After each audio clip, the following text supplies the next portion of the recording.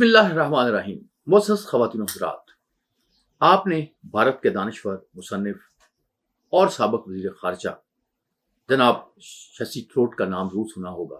शशि थरूर की एक तकरीर है जो उन्होंने ऑक्सफोर्ड में की। इन्होंने दुनिया में, तारीख़ में एक बड़ा इनकलाब बर्पा कर दिया। शशि थरूर ने बताया कि जब अंग्रेज़ों ने 1757 में बरे-सग़ीर पर कब्ज़ा किया तो उस वक्त दुनिया की 1/3 जो मईशत थी वो इंडिया में थी। और इससे पहले भी जो इकोनॉमिक मौरख़ हैं वो ये बताते रहते हैं कि जो आलमी मईशत में यहाँ 1/3 जो हिस्सा है वो भारत का था, वहाँ ये इतना बड़ा हिस्सा था कि ये पूरे यूरोप से बड़ा था। तो अब आप थोड़ा सा इकोनॉमी का अंदाज़ा लगाएं कि कितनी बड़ी इकोनॉमी थी जब अंग्रेज़ों ने बरे-सग़ीर पे कब्ज़ा किया। शशि थरूर ने अपनी तकरीर में यहाँ अंग्रेज़ों के बहुत से मज़ालिम की बात की, यहाँ बहुत से दूसरी चीज़ों की बात की, यहाँ जुल्मों की बात की। कहा यह जाता है कि बरतानिया ने सब कॉन्टिनेंट की तरक्की में बड़ा रोल अदा किया। अगर बरतानिया ना आता तो शायद ये खित्ता जो है पसमानदगी का शिकार रहता। लेकिन मौरख़ीन का कहना ये है, तज्ज़िया निगारों का कहना ये है कि सब कॉन्टिनेंट में वो तमाम बेसिक इंग्रीडिएंट्स मौजूद थे, वो बेसिक अनासर मौजूद थे जो इसको तरक्की की मंजिल पर पहुँचाते थे। शशि थरूर ने यहाँ ये बताया कि ये जो इंडियन एम्पायर थी, जो इंडियन हुकूमत थी, या इंडिया में जो रिसोर्सेज थे वो इतने बड़े थे कि बरतानिया जो है उसकी तरक्की जो है, उसकी बुनियाद जो है, उसकी इकोनॉमी जो है वो एक तरह से इंडिया बन गया। लेकिन जो तकरीर शशि थरूर ने की उसमें उसने ये नहीं बताया कि इंडिया को इस मंजिल तक पहुंचाने में के लिए जो सबसे अहम रोल है वो औरंगज़ेब ने अदा किया। इससे पहले भी जो मुग़ल बादशाह हैं, अकबर आज़म है और दूसरे बाबर हैं, उनके अपने अपने रोल रहे हैं। अकबर ने बहुत ये इंडिया को आगे तरक्की दी। तो जब सब कॉन्टिनेंट से मुसलमानों की हुकूमत ख़त्म हो गई 1757 में, जब प्लासी की जंग हुई और नवाब सिराजुद्दौला को शिकस्त हुई, तो एक तरह से बरतानवी इक़्तिदार का आगाज़ हो गया। और ये इक़्तिदार जो है ये कंपनी की हुकूमत की सूरत में 1857 तक रहा। तब एक जंग हुई और उस जंग के बाद जो है बरे-सग़ीर को आज़ादी हासिल हुई। और आप 1857 से लें तो फिर 1947 तक ये भी कोई 90 साल का जो अरसा है, इसमें बरतानवी जो हुकूमत है वो पूरी तरह से बरइख्तियार रही। जबकि पहले 1757 से लेकर 1857 तक कंपनी की हुकूमत थी। 1857 की जंग तहरीक आज़ादी या अंग्रेज़ों के अल्फाज में जो गदर था, उसके बाद जो 90 साल का इक़्तिदार था वो बरतानवी हुकूमत के पास रहा। डायरेक्ट बरतानवी हुकूमत कंट्रोल करती थी। तो ये कोई ऐसा अच्छा दौर भी नहीं था, क्योंकि हम ये देखते हैं कि इसमें बहुत ज़्यादा यानी कहत पड़े, और ये बंगाल में कहत पड़े, और बंगाल में जो 1940s में कहत पड़ा वो तो इतना बड़ा था कि उसमें तो 2-3 मिलियन लोग मारे गए, और ये कहीं उससे ज़्यादा थे जितने जब जो हिजरत हुई है उससे मारे गए। मुसलमान जो है नॉर्मली तो जो इस्लामी तहजीब है उसने तरक्की की थी। जैसे हम बाबर को देखते हैं कि वो फ़ौजों को लेके आया, उसने इब्राहिम लोदी की फ़ौजों को शिकस्त दी, यहाँ पे हुकूमत कायम कर दी। कि जंग जो थी वो एक तरीक़ेकार रहा था इक़्तिदार में आने का। और अंग्रेज़ों ने भी ज़ाहिर है कि पहले यहाँ तजारत की गरज से आए और फिर यहाँ पे असर और रसूख हासिल किया, और फिर एक जंग छोटी सी जो प्लासी की वार है जिसमें अंग्रेज़ बहुत कम तादाद में थे, उसके मुकाबले में नवाब सिराजुद्दौला की फ़ौज बड़ी थी, लेकिन मीर जाफ़र और मीर सादक जो है उनको उन्होंने साज़िशें की और उनको निजात मिल गई, यानी शिकस्त हो गई।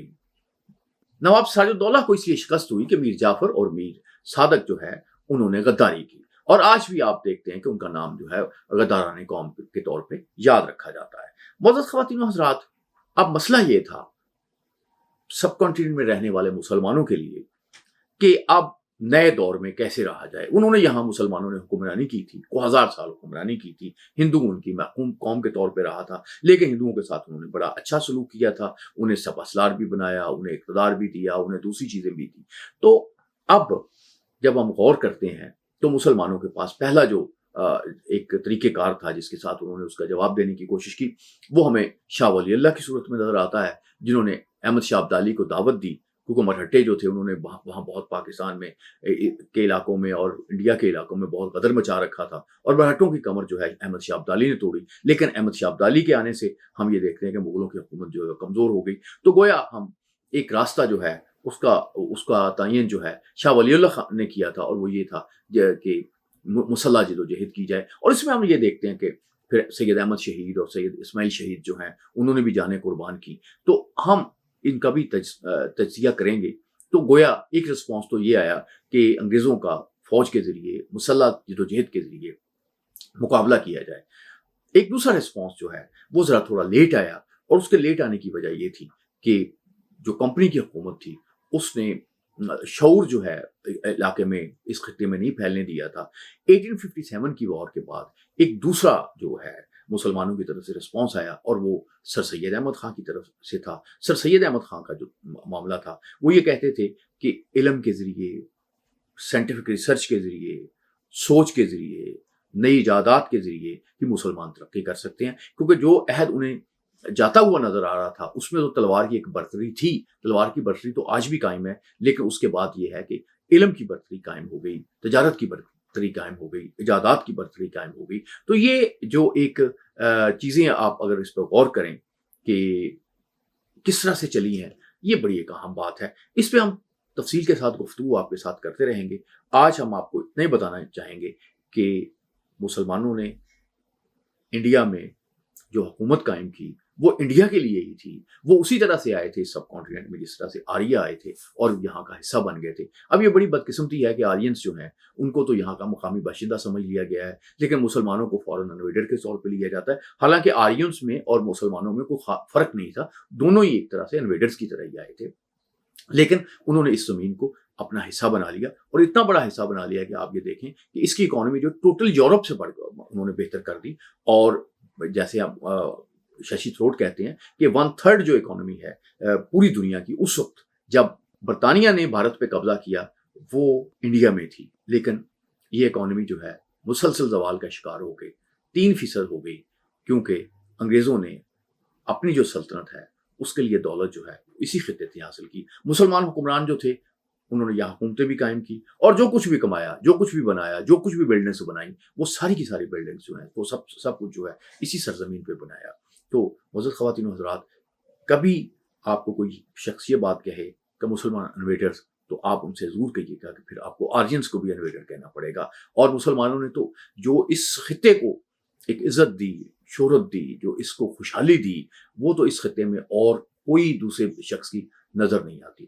آج انڈیا میں جو ایک طرح سے ایک شور مچا ہوا ہے، ہندو ازم کو دوبارہ پروان چڑھانے کا، اکھنڈ بھارت کی باتیں ہو رہی ہیں، ان کو یہ ضرور سوچنا چاہیے کہ سب کانٹیننٹ کا تذکرہ، سب کانٹیننٹ کی عظمت جو ہے وہ مسلمان حکمرانوں کے بغیر بیان نہیں کی جا سکتی.